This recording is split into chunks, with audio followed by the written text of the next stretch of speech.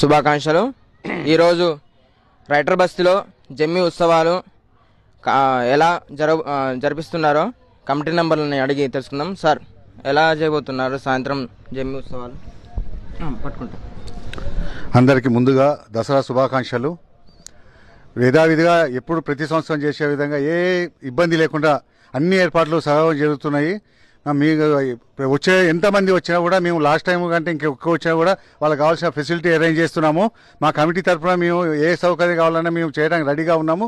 కాబట్టి అమ్మవారిని అందరూ వచ్చి మనస్ఫూర్తిగా దండం పెట్టుకొని తీర్థ ప్రసాదాలు తీసుకొని వెళ్తే చాలా బాగుంటుందని ఆశిస్తున్నాము. అమ్మవారి ఆశీస్సులు ఎప్పుడు కొత్తగూడెం ప్రజలకు ఎల్లవేళలా ఇలాగే ఉండాలని మనస్ఫూర్తిగా కోరుకుంటూ మా కమిటీ తరఫున ధన్యవాదాలు తెలియజేస్తున్నాం. సార్, మీరు చెప్పండి. అందరికి దసరా శుభాకాంక్షలు. గత 45 సంవత్సరాలుగా జరుపుకుంటున్న ఈ జమ్మి ఉత్సవాలు ఆనవాయితీగా వస్తుంది. అదే ఆనవాయితీని కొనసాగించాలనుకుంటూ మేమందరము ముందుకొచ్చి ఎవ్రీ ఇయర్ ఈ విధంగా జమ్మి ఉత్సవాల్ని సక్రమంగా జరపడానికి మా వంతు మేము ప్రయత్నిస్తూ ఉన్నాము.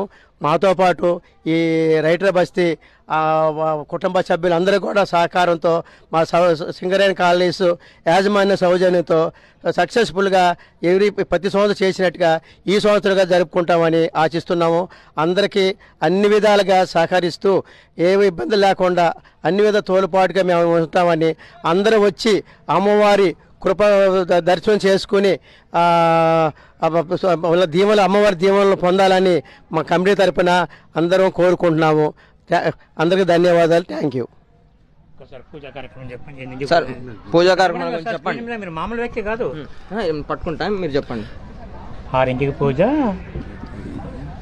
రైటర్ బస్తీలో ఉండేటువంటి జమ్మి ప్రాంగణములో సాయంత్రము 6:30 గంటలకు కుంకుమార్చన పూజ చేయబడుతుంది. తర్వాత ఆ పైన శమీ వృక్షము పూజ జరిపించబడుతుంది. కావున భక్తులందరూ సహకరించి సకాలంలో రావాలిగా మనవి చేసుకుంటున్నాము.